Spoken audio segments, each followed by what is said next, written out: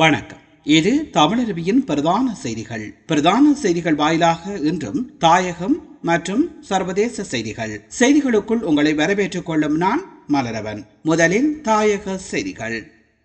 இலங்கையில் இளைஞர்கள் போதைப் பொருளுக்கு அடிமையாகும் போக்கு அதிகரித்து வருவதாக தேசிய அபாயகர அவிடதங்கள் கட்டுப்பாட்டு சபை கவலை வெளியிட்டுள்ளது.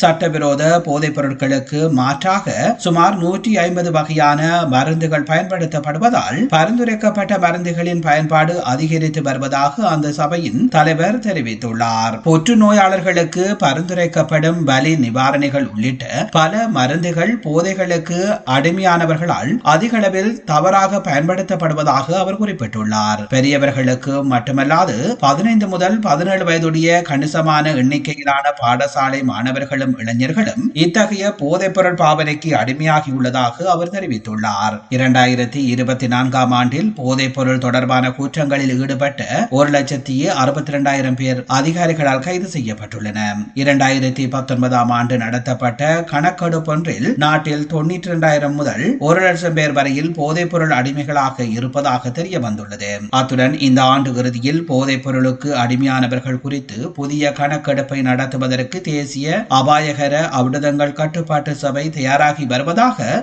அதன் தலைவர் தெரிவித்துள்ளமை இங்கே குறிப்பிடத்தக்கது.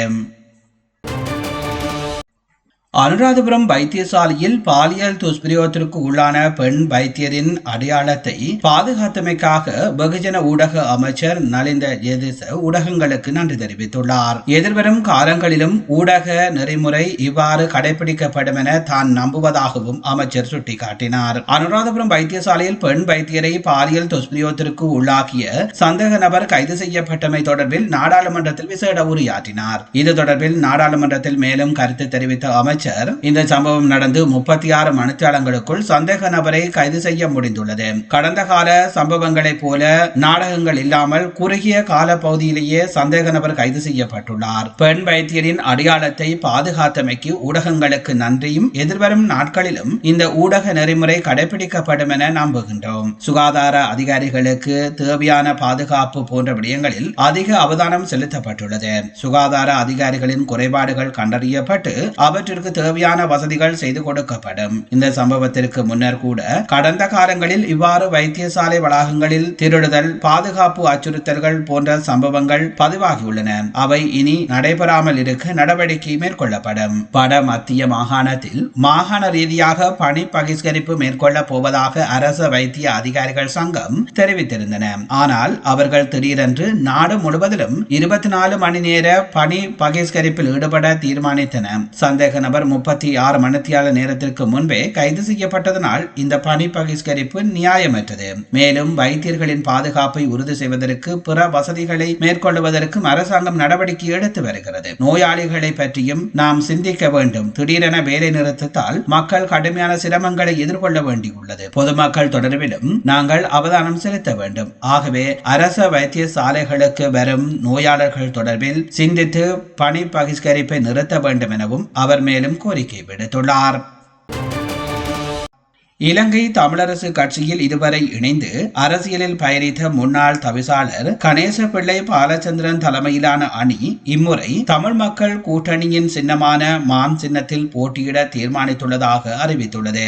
இது தொடர்பாக பாலச்சந்திரன் மேலும் தெரிவிக்கையில், இதுவரை காலமும் தமக்கு ஒத்துழைப்பு வழங்கியவர்கள் காரநகரின் அபிவிருத்திக்காக தம்மிடம் கைகோர்ப்பார்கள் என தான் பலமாக நம்புவதாகவும், பிரதேச சபையின் இறுதி 7 மாதங்கள் தான் தவிசாளராக இருந்து பல அதிரடி அபிவிருத்திகளை இனங்கண்டு செயல்படுத்தியமை தம் மக்கள் மறக்க மாட்டார்கள் என தாம் திட்டமாக நம்புவதாகவும் தெரிவித்துள்ளார். முன்னாள் முதலமைச்சரும் பாராளுமன்ற உறுப்பினருமான திரு விக்னேஸ்வரன் அவர்களை தாம் பலமாக நம்புவதோடு அவரது கட்சியினரின் சட்ட புலமையை பயன்படுத்தி எதிர்கால காலநகரின் நிலைமையான அபிவிருத்திக்கு முறையான திட்டங்களை வகுத்து செயல்பட எண்ணியுள்ளதாகவும் அவர் தெரிவித்துள்ளார். தங்களுடைய தனித்துவத்தை இல்லாமல் ஆக்கும் முயற்சியில் பிற கட்சிகள் செயல்பட்டமையினாலேயே இம்முறை உள்ளூராட்சி மன்ற தேர்தலில் தங்களது கட்சி தனித்து போட்டியிடுவதற்கும் தமிழ் மக்கள் கூட்டணி தீர்மானித்துள்ளதாக அதன் பொதுச் செயலாளர் முன்னாள் நாடாளுமன்ற உறுப்பினர் சி.வி. விக்னேஸ்வரன் தெரிவித்துள்ளார். ஜாழ்ப்பாணத்தில் செய்தியாளர் சந்திப்பில் கலந்து கொண்ட அவர் இதனை தெரிவித்துள்ளார். எவ்வாறாயினும் தேர்தல் முடிவடைந்ததன் பின்னர் எந்த கட்சியுடன் இணைவது என்பது தொடர்பில் ஆராய்ந்து தீர்மானம் எடுக்கப்படும் எனவும் முன்னாள் நாடாளுமன்ற உறுப்பினர் சி.வி. விக்னேஸ்வரன் தெரிவித்துள்ளமை இங்கே குறிப்பிடத்தக்கது. நேர்கள் நீங்கள் பார்த்துக் கொண்டிருப்பது தமிழருவியின் பிரதான செய்திகள் வாயிலாக தாயக செய்திகள். இனி தொடர்ந்தும் தமிழருவியில் இடம்பெறுபவை சர்வதேச செய்திகள்.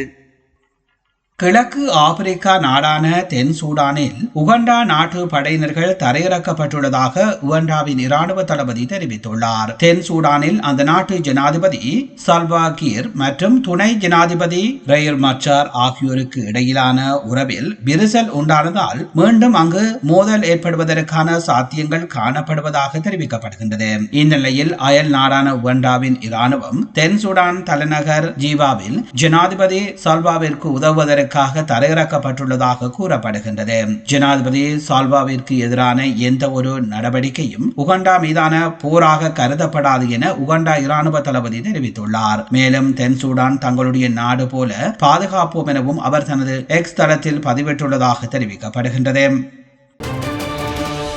அமெரிக்காவின் வரி விதிப்பிற்கு பதிலளிக்கும் வகையில் கனடாவும் அமெரிக்கா பொருட்களுக்கு $20 பில்லியன் அதிகமான வரிகளை விதித்துள்ளதாக அறிவித்துள்ளது. இவ்வாறான வரிகளில் $12.6 பில்லியன் வரியை விளையாட்டு பொருட்கள் மற்றும் இலத்திரனியல் உபகரணங்களுக்கு விதித்துள்ளது. அத்துடன் உணவுப் பொருட்கள், எரிபொருள் என்பவற்றின் விலைகள் குறைக்கப்படாது எனவும் குறிப்பிடப்பட்டுள்ளது. இதேவேளை கனடாவுக்கு எதிராக அமெரிக்கா விதித்துள்ள அனைத்து வரிகளையும் நீக்கும் நோக்கத்துடன் எதிர்வரும் 2ஆம் திகதி வரை அமெரிக்கா ஜனாதிபதியுடன் பேச்சுவார்த்தைகள் நடத்தப்பட உள்ளதாக கனடாவின் நிதியமைச்சர் தெரிவித்துள்ளமை இங்கே குறிப்பிடத்தக்கது.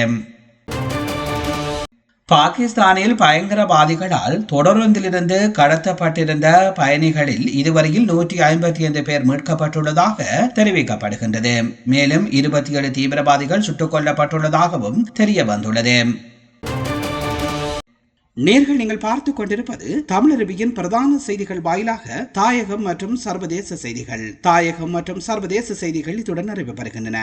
செய்திகள் தொடர்பான உங்கள் கருத்துக்களை கீழே பதிவு செய்யுங்கள். இதுவரை நேரமும் தமிழருவியின் பிரதான செய்திகளோடு இணைந்திருந்த அத்தனை நேர்களுக்கும் நன்றிகளை தெரிவித்துக் கொள்வதோடு மீண்டும் நாளையும் இதே போன்று ஒரு பிரதான செய்திகள் வாயிலாக உங்களை நான் சந்திக்கின்றேன். விடுந்திருக்கின்ற இன்றைய பொழுது உங்கள் எல்லோருக்கும் ஒரு நல்ல பொழுதாக அமைய எல்லாம் வல்ல இறைவனை வேண்டி உங்களிடம் விடைபெறும் நான் என்றும் உங்களுடன் இணைந்திருக்கும் மலரவன்.